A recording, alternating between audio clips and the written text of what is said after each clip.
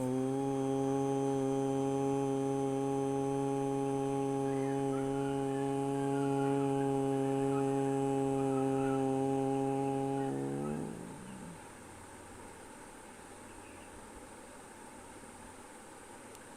परमोच्च प्रभु चिरंतन सत्य आमे केवल तुमरी आज्ञाबह होई उठू ओ सत्यर विधान को आश्रय करी जीवन धारण करू।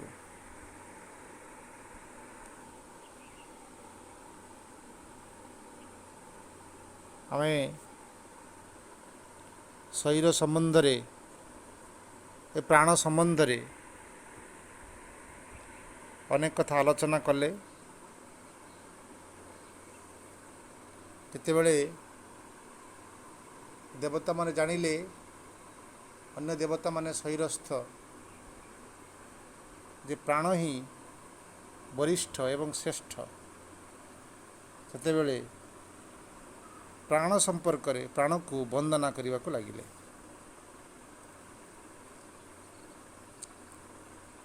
आमे प्राय पंचम मंत्र रु 13 नंबर मंत्र पर्यंत ये 8टी मंत्र रे प्राणर स्तुति करा जायछि। एथिरे देवता माने अनुभव करुछंती जे शरीर भितरे थिबा एवं शरीर बाहर थिबा समग्र स्थूल जगतर से एकमात्र शक्ति केंद्र होउछंती प्राण। यही स्तुति रे आमे देखू जे प्राण केवल एक वायु तत्व नुहे, जे सी एक शक्तिपुंज। यही शक्तिपुंज ही से निज भीतर एक शरीर धारण करिछि एवं तार अनेक क्रिया सब रही। श्वासक्रिया गोटे एकमात्र तार गोटे गोटे प्रकार क्रिया, एमती अनेक क्रिया ता भितर रही। से प्राण ही किपरि ए शरीरर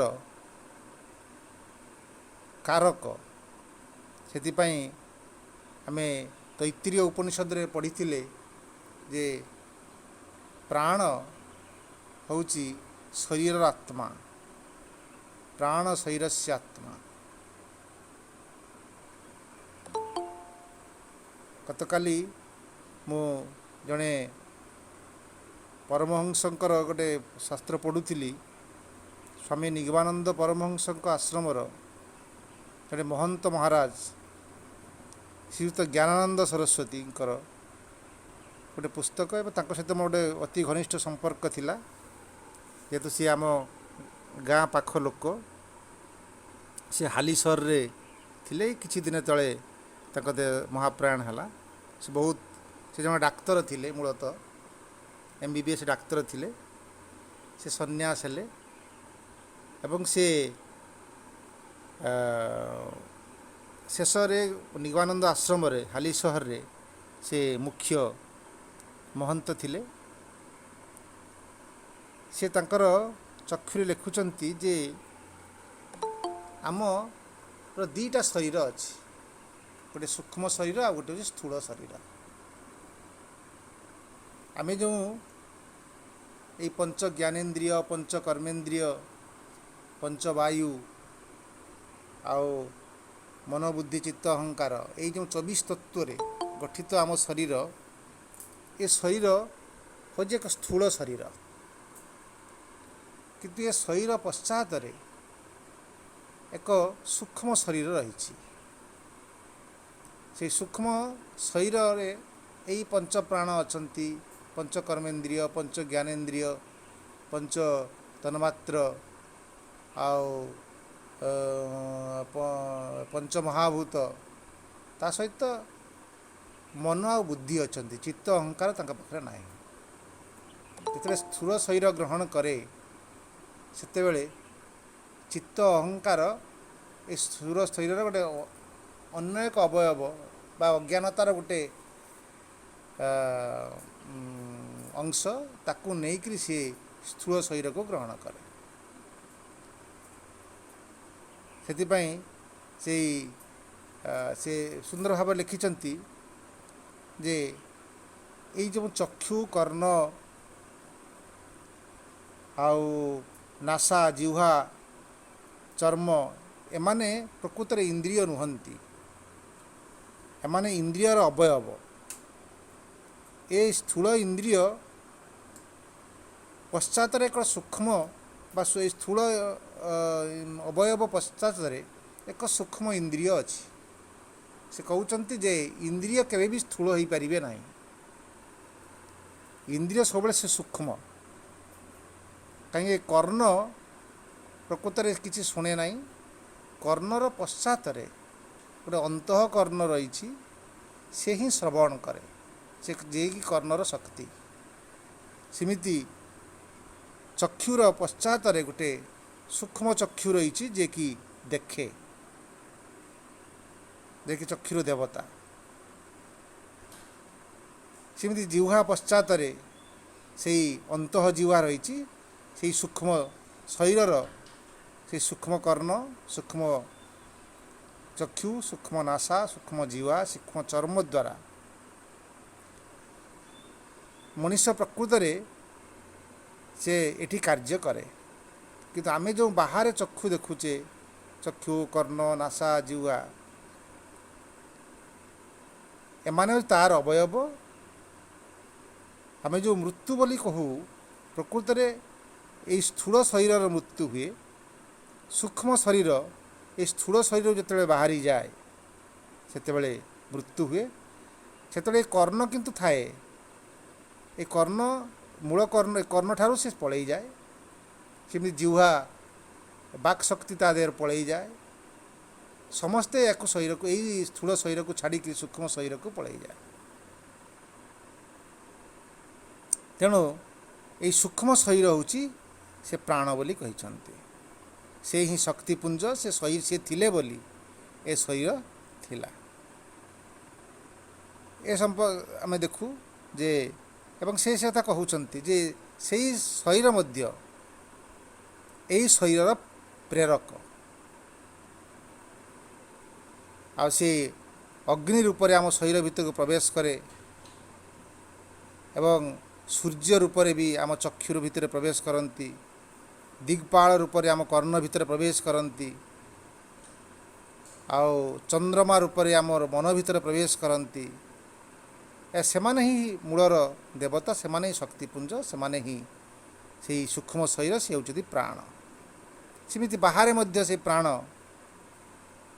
आउ मेघ रूप से पृथ्वी पृष्ठ को प्रवेश करे आउ से ही आमर अन्न प्रस्तुत करे अर्थात वृक्षरता तैयारी हुए सी मध्य से अन्न रूप में आम शरीर भितर को प्रवेश करे एवं शरीर भितर बीर्ज प्रस्तुत करे बीर्ज प्रस्तुत करी से स्त्री गर्भ को जाए पुणी नूतन शरीर तैयारी करे ये प्राणर ही एटा यात्रा बा सूक्ष्म शरीर यात्रा गोटे स्थूल शरीर ग्रहण करुछि आ से ही गतिशील करती से ही नियंत्रित करती सबकिछि को ऋषि से कथा एठी वर्णना करुछंती जे प्राण ही ये पृथ्वी प्राण ही चंद्रमा आ प्राण ही ये सबकिछि नियंत्रण करुछि से से कहते जे प्राण तुम्हें हूँ प्रजापति तुम्हें हूँ चरतु गर्भ चरस्य गर्भे तुम्हें ही गर्भ को गर्भर यात्रा करुछ तुम्हें ही बलि तुम्हें हरंती तुम्हें ही सबकिछि की ग्रहण करुछ एवं तुम्हें ही यात्रा करुछ आओ से सुंदर भाव कहते जे से ही बह्नितम एवं से ही पितृणां स्वादा अर्थात जिते मनीष मरी जाए प्रकृत में से यही भूलोकु भूवलोक पर्यंत यात्रा करे प्राणर स्थान हूँ भूवलोक बोली से कहते एवं सी जो शरीर ग्रहण करे से भूवलोकरू भू आ स्वलोकरू से मूल प्राण से फेरी आसे एवं से सूक्ष्म शरीर को धरिकी से स्थूल शरीर को ग्रहण करे ତେଣୁ ଆମେ ଯେତେବେଳେ ପିତୃପୁରୁଷଙ୍କୁ ଶ୍ରାଦ୍ଧ ଅର୍ପଣ କରୁ, ଶ୍ରାଦ୍ଧ ଅର୍ପଣ କରୁ, ପ୍ରକୃତରେ ସେହି ପ୍ରାଣ ହିଁ ସେ ବା ସୂକ୍ଷ୍ମ ଶରୀରକୁ ଆମେ ସେ ଶ୍ରାଦ୍ଧ ବା ଶ୍ରଦ୍ଧା ଦେଉ। ସେ ଆହୁରି ସୁନ୍ଦର ଭାବରେ କହିଛନ୍ତି ଯେ ପ୍ରାଣ ହୋଇଛି, ତାପରେ ପୂର୍ବର ଆମେ ପଢ଼ିଥିଲେ ଯେ ସେ ପ୍ରାଣ ହେଉଛି ଯେ ତନୁ, এই তনুর্বাচী প্রতিষ্ঠিতা, ইয়া সত্যে ইয়া চ চক্ষুষি ইয়া চ মনসি সন্ততা শিবাংতাং কুরু মৎক্রমে। ସେ ପ୍ରାଣ ହେଉଛି, ପ୍ରାଣର ଗୋଟେ ଶରୀର ରହିଛି। ସେ ଶରୀରଟା କେଉଁଠି ଅଛି ନା ବାଚି ଭିତରେ ବା ବାକ୍ ଭିତରେ ପ୍ରତିଷ୍ଠିତ ହୋଇକି ଅଛନ୍ତି। ସେ ୟା ସ୍ତୋତ୍ର, ସେ ପ୍ରାଣ ଭିତରେ କର୍ଣ୍ଣ ଭିତରେ ପ୍ରତିଷ୍ଠିତ ହୋଇକି ଅଛନ୍ତି। ୟା ଚକ୍ଷୁଷି, ଚକ୍ଷୁ ଭିତରେ ପ୍ରତିଷ୍ଠିତ ହୋଇକି ଅଛନ୍ତି। ସେ ୟା ମନସି ସନ୍ତତା, ସେ ମନ ଭିତରେ ପରିବ୍ୟାପ୍ତ ହୋଇକି ରହିଛନ୍ତି। ଆଉ ସେ ହିଁ ସମସ୍ତଙ୍କର ମଙ୍ଗଳ କରନ୍ତି। ତେଣୁ ସେ ପ୍ରାଣକୁ ଆରାଧନା କରି କହୁଛନ୍ତି ଋଷି, ହେ ପ୍ରାଣ, ତୁମର ତ ଶରୀର, ତୁମେ ବାକ୍ ଭିତରେ ଅଛ, ସ୍ତୋତ୍ର ଭିତରେ ଅଛ, ଚକ୍ଷୁ ଭିତରେ ତୁମ ଶରୀର ରହିଛି, ତୁମେ ମନ ଭିତରେ, ସବୁ ଇନ୍ଦ୍ରିୟ ଭିତରେ ରହିଛ, ତୁମେ ବାହାରେ ରହିଛ, ଭିତରେ ରହିଛ। ତୁମେ ଏ ଶରୀରକୁ ମଙ୍ଗଳ କର, ଶିବାଂତାଂ କୁରୁ, ତୁମେ ଶରୀରକୁ ମଙ୍ଗଳ କର, ବଳିଷ୍ଠ କର ଏବଂ ଶକ୍ତିଯୁକ୍ତ କର। ମତ୍ କ୍ରମୀ, ତୁମେ ୟାକୁ ଶରୀରକୁ ଛାଡ଼ିକି ଯାଅ ନାହିଁ। ଏକଥା ଆଲୋଚନା ସୁନ୍ଦର ଭାବରେ କରୁଥିଲେ। ଆଜି ଶେଷ ଶ୍ଲୋକ ବା ଶେଷ ମନ୍ତ୍ର, ଶେଷ ବନ୍ଦନା ପ୍ରାଣଙ୍କର ଆଜି ପଢ଼ିବା, ଅଧ୍ୟୟନ କରିବା ଏବଂ ତାକୁ ମନନ କରିବା ଏବଂ ତା ବିଷୟରେ ଆଲୋଚନା କରିବା। ପ୍ରାଣସ୍ୟେଦଂ ବଶେ ସର୍ବଂ ତ୍ରିଦିବେ ଯତ୍ ପ୍ରତିଷ୍ଠିତଂ ମାତେବ ପୁତ୍ରାନ୍ ରକ୍ଷସ୍ୱ ଶ୍ରୀଶ୍ଚ ପ୍ରଜ୍ଞା ଚ ବିଦେହିନ ଇତି।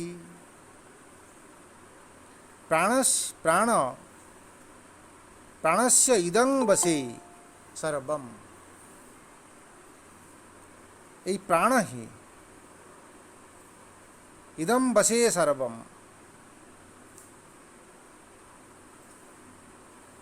ସେ ହିଁ ସବୁକିଛିକୁ ବସେ ଅର୍ଥାତ୍ ସବୁକିଛିକୁ ପ୍ରତିଷ୍ଠିତ କରିଛି, ସବୁକିଛିକୁ ତା ଅଧୀନରେ ରଖିଛି।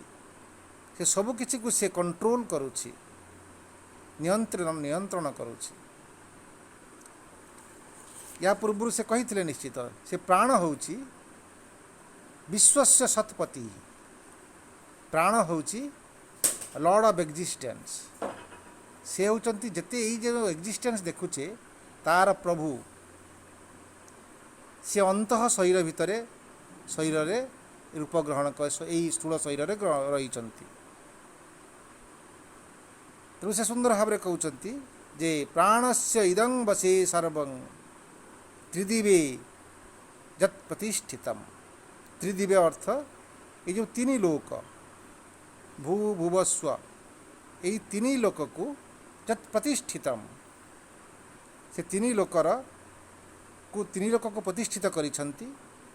ଆମେ ଯେଉଁ ସ୍ୱ କହୁ ବା ସ୍ୱର୍ଗ ଲୋକ କହୁଛୁ, ସେ ସ୍ୱର୍ଗକୁ ମଧ୍ୟ ସେ ଶାସନ କରୁଛନ୍ତି। ଏହି ଶରୀରକୁ ଯେମିତି ଶାସନ କରୁଛନ୍ତି, ସମସ୍ତ ଦେବତାମାନଙ୍କୁ ମଧ୍ୟ ସେ ଶାସନ କରୁଛନ୍ତି। ଏବଂ ତ୍ରିଦିବେ, ତିନି ଲୋକକୁ, ଭୂର୍ଭୁବସ୍ୱ, ଏ ତିନୋଟି ଯେଉଁ ଲୋକ, ଏ ତିନୋଟି ଲୋକର ସେ ପ୍ରଭୁ।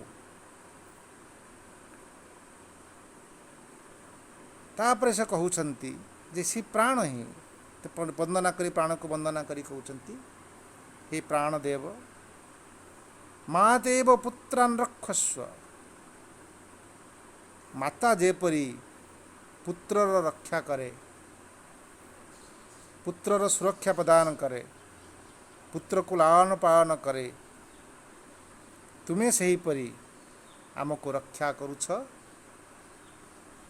ଏବଂ ତୁମକୁ ଯେତେବେଳେ ମୁଁ ଜାଣିଲି ଯେ ତୁମେ ହିଁ ମୋ ମା', ସେତେବେଳେ ମୁଁ ତୁମକୁ ବନ୍ଦନା କରୁଛି ଯେ ତୁମେ ଆମକୁ ସୁରକ୍ଷା ପ୍ରଦାନ କର।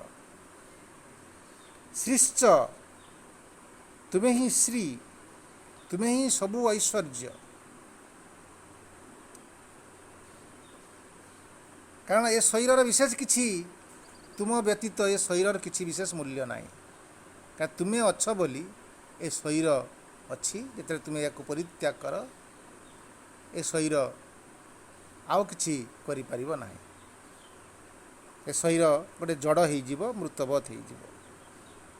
ତୁମେ ହିଁ ଶ୍ରୀ, ଏ ଶରୀରର ସବୁକିଛି ଶ୍ରୀ ହେଉଛ। ତୁମେ ହେଉଛ ପ୍ରଜ୍ଞା ଚ ବିଦେହୀନ ଇତି। ତୁମେ ହେଉଛ ପ୍ରଜ୍ଞା, ତୁମେ ହେଉଛ ଜ୍ଞାନ, ଏ ଶରୀର ଭିତରେ ଥିବା ଜ୍ଞାନ।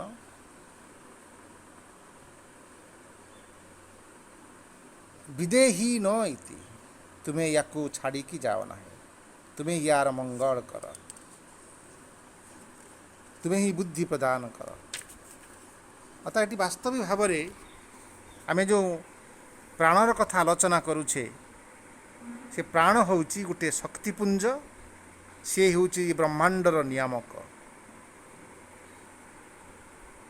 ଆଉ ସେ ହିଁ, ଏ ଶକ୍ତିପୁଞ୍ଜ ହିଁ ସମ୍ପୂର୍ଣ୍ଣ ଏ ଜଗତକୁ ନିୟନ୍ତ୍ରଣ କରୁଛି। ଆମେ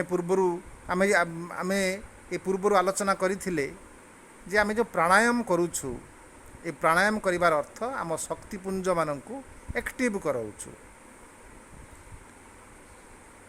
କାଲି ଗତ ଥର ସୁଜାତା ଆପା ମଧ୍ୟ ସୁନ୍ଦର ଭାବରେ କହୁଥିଲେ, ଆଲୋକ ଭାଇ ବି କହୁଥିଲେ ଯେ ଆମ ଭିତରେ ଯେଉଁ ସୂକ୍ଷ୍ମ ଶରୀର ରହିଛି ବା ସ୍ଥୂଳ ଶରୀର ରହିଛି, ଏ ସ୍ଥୂଳ ଶରୀର ଭିତରେ ଯେଉଁ ମୂଳ ରୂପରେ ରହିଛନ୍ତି, ମୂଳଭୂତ ରୂପରେ ରହିଛନ୍ତି, ସେ ହେଉଛନ୍ତି ପ୍ରାଣ। ଏବଂ ଆମକୁ ଯେତେବେଳେ ରୋଗ ହୁଏ, ବାସ୍ତବିକ ଭାବରେ ପ୍ରାଣର ଯେତେବେଳେ ନିର୍ଦ୍ଦିଷ୍ଟ ଜାଗାରେ ଥିବା ପ୍ରାଣ ଶକ୍ତି ଯେତେବେଳେ ଦୁର୍ବଳ ହେଇଯାଏ, ସେତେବେଳେ ହିଁ ଆମକୁ ସେଇ ଜାଗାର ଶକ୍ତିହୀନ ହୁଏ ଏବଂ ସେଇ ଜାଗାର ଦୁର୍ବଳ ହେଇଯାଆନ୍ତି। ଆମେ ସବୁ ଯେଉଁ ମେଡ଼ିସିନ ଖାଉଛେ, ପ୍ରକୃତରେ ସେ ମେଡ଼ିସିନ ଭିତରେ କ'ଣ ଥାଏ? ସେ ମେଡ଼ିସିନ ଭିତରେ ସେ ପ୍ରାଣ ଶକ୍ତି ହିଁ ଥାଆନ୍ତି। ସେ ହିଁ ଯାଇକି ତା ଭିତରେ ଆକ୍ଟିଭ୍ ହୁଅନ୍ତି ଏବଂ ଏ ପ୍ରାଣ ସହିତ ତା'ର ମିଳନ ଘଟେ, ଯାହାଫଳରେ ସେ ଶକ୍ତି ପୁଣି ଯେ ଦୁର୍ବଳ ହେଇଯାଇଥିବା ଶକ୍ତିଟା, ପ୍ରାଣ ଶକ୍ତିଟି ପୁଣି ସବଳ ହେଇ ଉଠନ୍ତି। କାହିଁକିନା ଆମର ଯେମିତି ଆମ ଶରୀର ଭିତରେ ଜୀବାଣୁମାନେ ଯେ ପ୍ରବେଶ କରି ଶରୀରକୁ ଦୁର୍ବଳ କରନ୍ତି ବା ରୋଗଗ୍ରସ୍ତ କରନ୍ତି, ସେମାନେ ମଧ୍ୟ ପ୍ରାଣ। ପ୍ରାଣକୁ କେବଳ ପ୍ରାଣ ହିଁ ମାରିପାରିବ। ପ୍ରାଣକୁ କେବଳ ପ୍ରାଣ ହିଁ ଜାଗ୍ରତ କରିପାରିବ। ତେଣୁ ସୂକ୍ଷ୍ମ ତତ୍ତ୍ୱ, ମେଡ଼ିସିନ ଭିତରେ ଥିବା ସୂକ୍ଷ୍ମ ତତ୍ତ୍ୱ ଆଉ ଆମ ଶରୀର ଭିତରେ ଥିବା ସୂକ୍ଷ୍ମ ତତ୍ତ୍ୱ ଜୀବାଣୁମାନଙ୍କୁ ସେ ହିଁ କେବଳ ମାରିପାରେ। ସ୍ଥୂଳକୁ ମାରିପାରେ ଏବଂ ଜାଗ୍ରତ କରିପାରେ। ତେଣୁ ଆମେ ଯେଉଁ ଖାଦ୍ୟ ଖାଉଛୁ, ସେଇଟା ହେଉଛି ଗୋଟେ ତାର ସୂକ୍ଷ୍ମ ପୋଷଣକୁ ଖାଉଛୁ ଏବଂ ସେ ହିଁ ଆମ ଭିତରେ ଶକ୍ତିପିଞ୍ଜ ରୂପରେ କ୍ରିୟା କରୁଛି। ସ୍ଥୂଳ ହେଉଛି ତାର ଅବୟବ ମାତ୍ର। ସେଥିପାଇଁ ତୈତ୍ତେୟ ଉପନିଷଦରେ ବର୍ଣ୍ଣନା କରାହେଇଛି ଯେ ପ୍ରାଣ ହିଁ ଶରୀରର ଆତ୍ମା, ଶରୀରସ୍ୟ ଆତ୍ମା। ଆଉ ପ୍ରାଣର ଆତ୍ମା ହେଉଛନ୍ତି ମନ, ମନର ଆତ୍ମା ହେଉଛନ୍ତି ବିଜ୍ଞାନ, ବିଜ୍ଞାନର ଆତ୍ମା ହେଉଛନ୍ତି ଆନନ୍ଦ, ଆନନ୍ଦର ଆତ୍ମା ହେଉଛନ୍ତି ଅବ୍ୟକ୍ତ। ଏମିତି ଭାବରେ ବର୍ଣ୍ଣନା କରାହେଇଛି। ଏବଂ ଆମର ଏଇ ଜଗତ ବା ଏଇ ସ୍ଥୂଳମୟ ଜଗତ, ଏଇ ଜଗତରେ ବର୍ତ୍ତମାନ ପ୍ରାଣ ହିଁ ଶ୍ରେଷ୍ଠ, ସେ ହିଁ ସୂକ୍ଷ୍ମ ଶରୀର, ସେ ହିଁ ଶକ୍ତି। ଆଉ ବୈଜ୍ଞାନିକମାନଙ୍କର ମତ ଅନୁସାରେ ମଧ୍ୟ ଆମେ ଜାଣୁ ଯେ ଯେମିତି ଶକ୍ତିର କ୍ଷୟ ହୁଏ ନାହିଁ କି ବିନାଶ, ଶକ୍ତିର ଜାତ ହୁଏ ନାହିଁ କି ବିନାଶ ହୁଏ ନାହିଁ, ସେମିତି ପ୍ରାଣର ବା ଅନ୍ତ ଶରୀରର କେତେବେଳେ ବି ବିନାଶ ହୁଏ ନାହିଁ ବା ସୃଷ୍ଟି ହୁଏ ନାହିଁ। ଏଣୁ ଏହା ସମ୍ପର୍କରେ ଆହୁରି ସୁନ୍ଦର ଭାବରେ ଆମକୁ କହିବେ ଯେ କେମିତି ଯେ ପ୍ରାଣ ଆମ ଶରୀର ଭିତରେ ରହି କେମିତି କ୍ରିୟା କରୁଛି, ଶରୀର ଭିତରେ ସହିତ ଶରୀର ବାହାରେ ମଧ୍ୟ ରହିକରି କ୍ରିୟା କରୁଛି।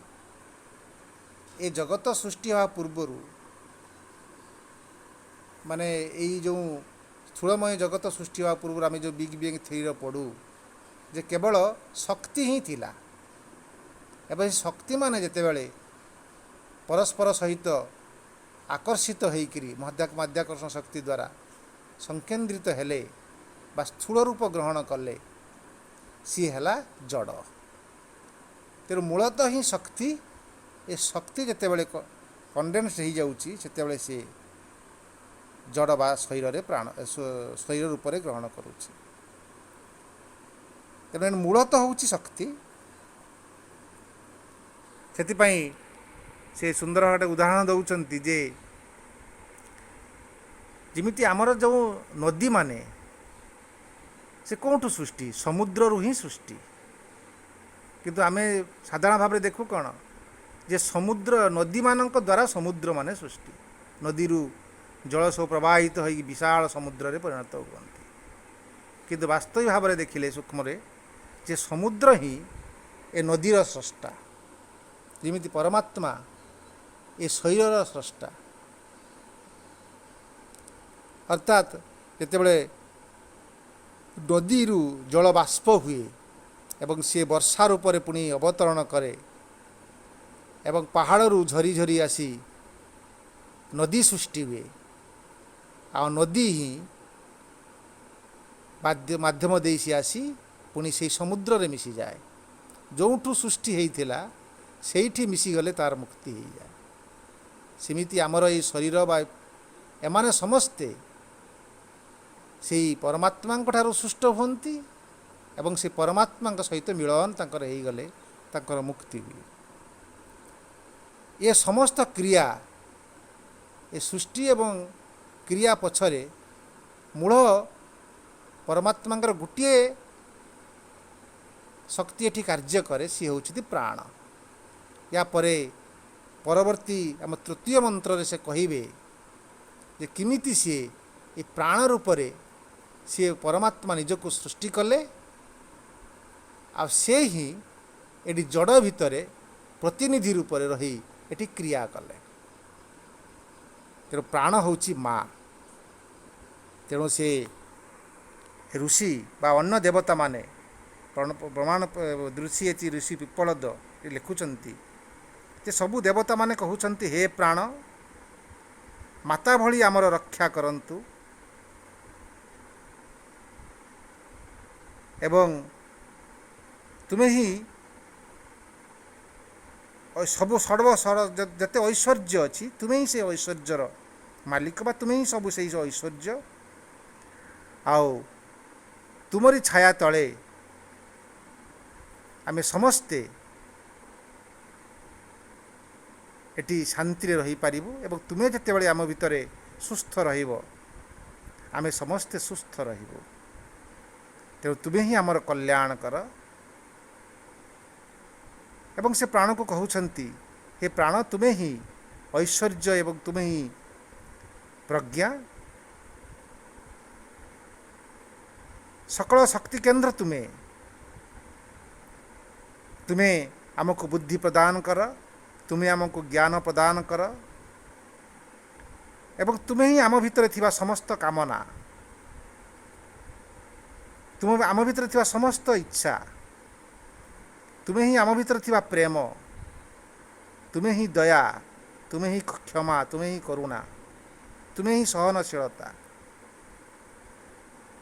ଆଉ ତୁମେ ଯେତେବେଳେ ଏ ଶରୀରକୁ ଛାଡ଼ି ଚାଲିଯାଅ ସେତେବେଳେ ଶରୀର ଭିତରେ ସବୁ କିଛି ଚାଲିଯାଆନ୍ତି।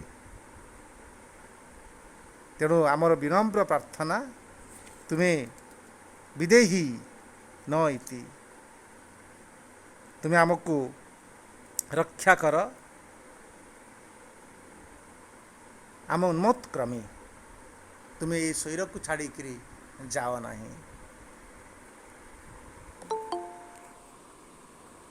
ଏଇଠି ଯେଉଁ ଆମେ ଏଇ ଶେଷ ବନ୍ଦନା ଆମେ କଲୁ ଯେ ଏଇ ପ୍ରାଣକୁ ବନ୍ଦନା କରିବା ସହିତ ପ୍ରାଣ ଯେ ଆମ ଭିତରେ ସବୁକିଛି ହେଇକି ରହିଛନ୍ତି, ସେ ହିଁ ସୂର୍ଯ୍ୟ, ସେ ହିଁ ଚନ୍ଦ୍ର, ସେ ହିଁ ପ୍ରଜାପତି, ଆଉ ସେଇ ତାଙ୍କର ଗୋଟେ ଶରୀର ରହିଛି, ସେ ଶରୀରଟି ସମସ୍ତ ଇନ୍ଦ୍ରିୟଙ୍କର ପଶ୍ଚାତରେ ରହି କାର୍ଯ୍ୟ କରୁଛନ୍ତି, ସେ ହିଁ ଶତପତି, ଆଉ ସେ ହିଁ ଏକର୍ଷି, ଅଗ୍ନି ଏ ସମ୍ପର୍କରେ ଆମେ ସ୍ପଷ୍ଟ ଭାବରେ ଏଠି ଜାଣିଲୁ ଯେ ପ୍ରାଣ ହିଁ ଆମ ଭିତରେ ଆନନ୍ଦ, ପ୍ରାଣ ହିଁ ଆମ ଭିତରେ କାମନା, ପ୍ରାଣ ହିଁ ଆମ ଭିତରେ ପ୍ରେମ।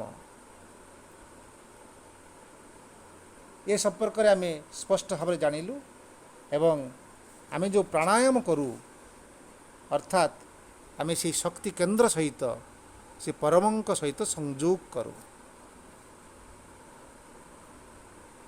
ସେ ସୁନ୍ଦର ଭାବରେ କହୁଛନ୍ତି ପ୍ରାଣର ସ୍ଥାନ ପ୍ରକୃତିରେ କେଉଁଠି? ସେ ପ୍ରାଣ ଯେ ଗଳ ଦେଶରୁ ନାଭି ପର୍ଯ୍ୟନ୍ତ ଏଇ ଯେଉଁ ସ୍ଥାନଟି ସେ ପ୍ରାଣର ନିଜସ୍ୱ ସ୍ଥାନ। এই ପ୍ରାଣ